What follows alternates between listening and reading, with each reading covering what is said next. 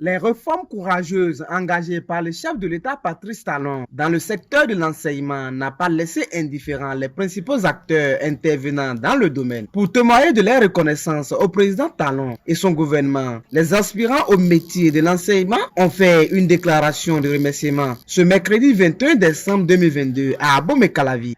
Kadobou Christophe, porte-parole des AME. Le mardi 6 décembre 2022, au cours de la rencontre tenue avec les centrales syndicales sur la révalorisation des salaires et lors de votre discours sur l'état de la nation, présenté le 8 décembre 2022, les aspirants au métier de l'enseignement AME n'ont pas été laissés pour compte.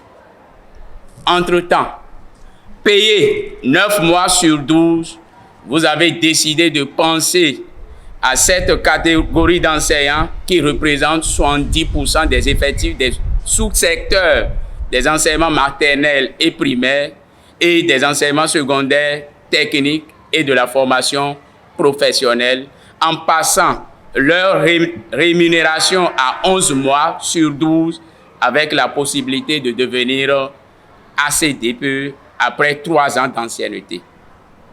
Notre souhait est que le test d'évaluation devant permettre aux AME de devenir ACDPE intervienne plus tôt, s'organisent chaque année et ne tiennent pas compte du critère d'âge car beaucoup ont déjà dépassé la barre des 40 ans.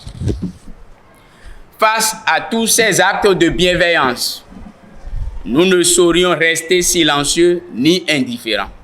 C'est pourquoi nous avons décidé de vous dire toute notre gratitude. Cher Président, cher Papa, grâce à vous, nous sommes aujourd'hui convaincus de ce que notre appartenance à la fonction publique n'est qu'une question de temps.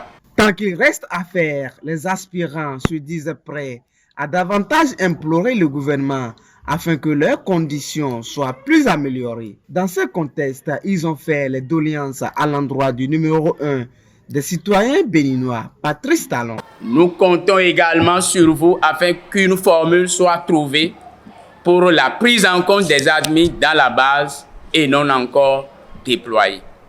Excellence, Monsieur le Président, connaissant votre attachement à l'efficacité au travail bien fait, nous vous demandons en tant qu'enfant de renforcer le ministre des Enseignements secondaires, techniques et de la formation professionnelle, Yves Kouaro-Tchabi, qui fait déjà beaucoup dans ce sens afin que le retour au quota horaire et réglementaire 22 et 20 heures soit effectif chez les AME dans tous les lycées et collèges du Bénin.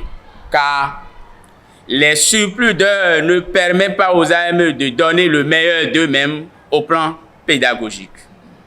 Nous ne saurions terminer nos propos sans remercier tous les acteurs qui ont œuvré pour l'amélioration de nos conditions de vie et de travail, en l'occurrence nos ministres du tutelle Yves Kouaro-Tchabi, Saliman Karim. Les agents contractuels de l'État n'ont pas voulu se faire compter l'événement. À la suite des aspirants au métier de l'enseignement, ils ont également témoigné leur gratitude à l'endroit du chef de l'État. Ce n'est pas seulement les AME qui sont en train de lui dire merci, mais c'est en général les fonctionnaires de l'État.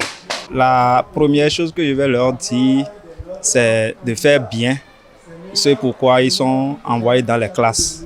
Ce n'est que par le travail bien fait qu'ils peuvent mieux remercier le chef de l'État. Mathias Ahomadebe, lui aussi enseignant de catégorie A1, a loué l'initiative des jeunes braves enseignants. Il n'a pas manqué, lui aussi, de remercier le gouvernement de la rupture qui fait des prouesses à travers son chef, Patrice Talon. Il l'a encouragé à continuer dans la perspective pour un Bénin plus rayonnant. C'est une compensation, c'est un acte de reconnaissance. Si vous reconnaissez le bien qu'on vous fait, celui qui vous a fait le bien se trouve réconforté. C'est un réconfort. Et je les remercie en retour pour avoir remercié le chef de l'État. Parce que de 2016 à aujourd'hui, beaucoup de choses changent dans notre pays. Et il faut être courageux comme notre actuel président pour opérer ces changements. C'est difficile, c'est dur, mais il est quelqu'un qui tient toujours parole. Les gens ne pensaient pas qu'il allait faire quelque chose du genre, mais il a dit, il a fait. Nous n'allons faire que prier pour lui, pour que Dieu puisse lui donner la force nécessaire de continuer.